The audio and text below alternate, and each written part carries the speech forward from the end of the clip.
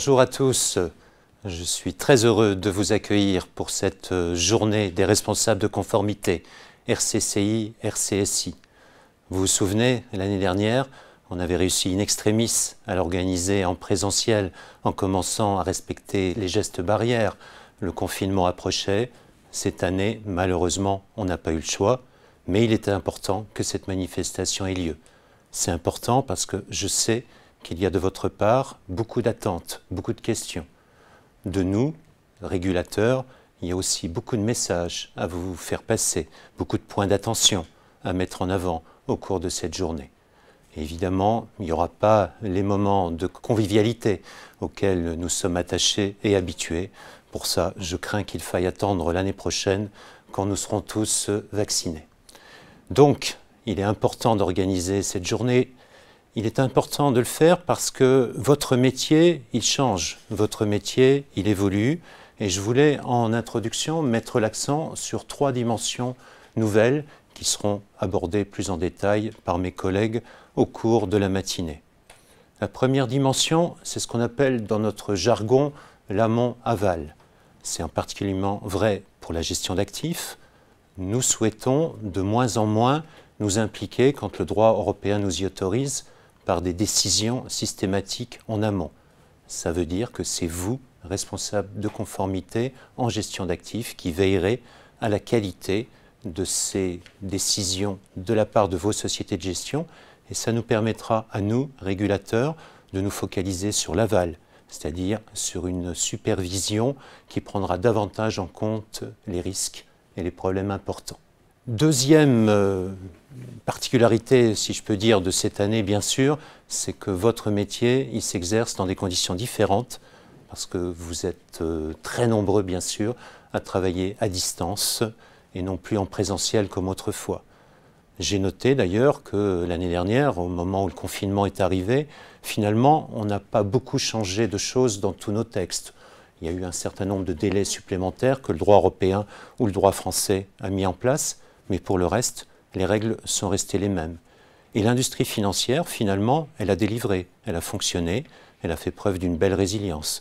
Les infrastructures de marché également ont bien fonctionné à ce moment-là. Maintenant, votre responsabilité, elle est toujours là, et je vous invite, à cause de ce nouveau cadre, où vous avez beaucoup de collègues qui travaillent non plus en présentiel, mais à distance, je vous invite à revisiter vos pratiques. C'est important de refaire dans ce cadre, par exemple, une analyse des risques à froid. C'est important, en fonction de cette analyse de risque, de revoir vos modalités pratiques d'intervention au cas par cas. La troisième dimension que je voulais aussi mettre en avant, c'est la montée de la Supervisory Convergence européenne. Vous avez toujours en face de vous, et vous les verrez, les responsables ce matin, des grandes directions de l'AMF.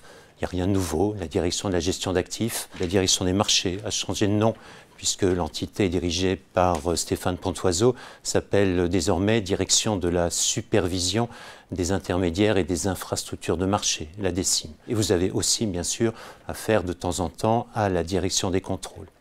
Ces collègues en charge de la supervision doivent de plus en plus, avec des modes d'intervention que vous connaissez, qui sont toujours les mêmes, ces collègues doivent s'inscrire dans des cadres européens. Il y a les peer reviews qui se développent, dans lesquels le staff de l'ESMA est de plus en plus impliqué. Vous avez maintenant les CSA, les Common Supervisory Action, qui ont été créés il y a 2 ans. Il y a, par exemple, maintenant, en 2020, il y a eu des CSA dédiés aux tests de suitability. Il y en a eu également dédiés à la gestion du risque de liquidité dans les fonds collectifs.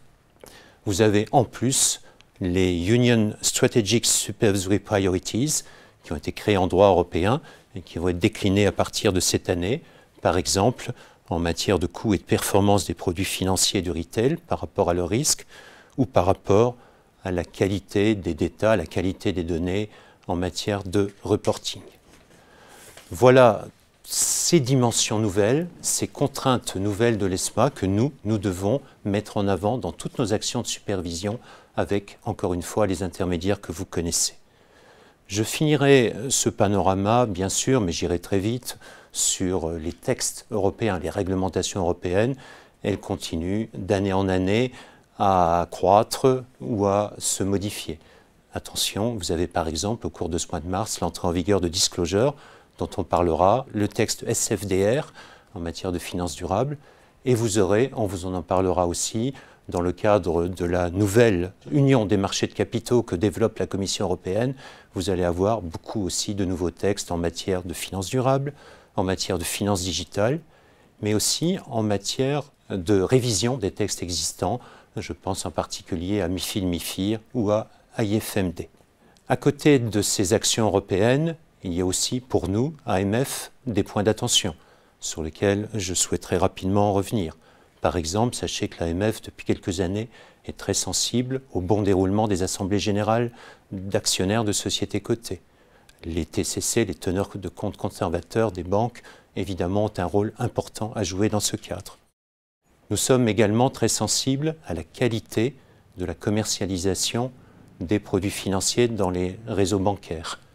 Vous le savez, il y a environ 200 milliards d'euros, c'est quand même considérable, d'épargne supplémentaire qu'on estime collectée par les ménages français entre mars de l'année dernière et la fin de cette année. Il faut que ces 200 milliards soient affectés à une épargne bien vendue. Qu'est-ce que je veux dire par là ? Il est important, et je n'aime pas quand j'entends le contraire, c'est que l'AMF est en faveur de la commercialisation d'une partie de cette épargne dans des produits à risque. Mais en contrepartie, il faut qu'il soit bien vendu en faisant attention à la situation financière, aux objectifs ou aux tolérances au risque de vos clients. Voilà les messages que je voulais vous rappeler en introduction de cette journée. Je voulais particulièrement remercier tous mes collègues des directions, je vais les citer en espérant de ne pas en oublier, la direction de la gestion d'actifs, la DSIM dont j'ai parlé tout à l'heure, la direction des contrôles, mais aussi les juristes de la DAGE ou de la DIX, et aussi mes collègues de la direction de la communication.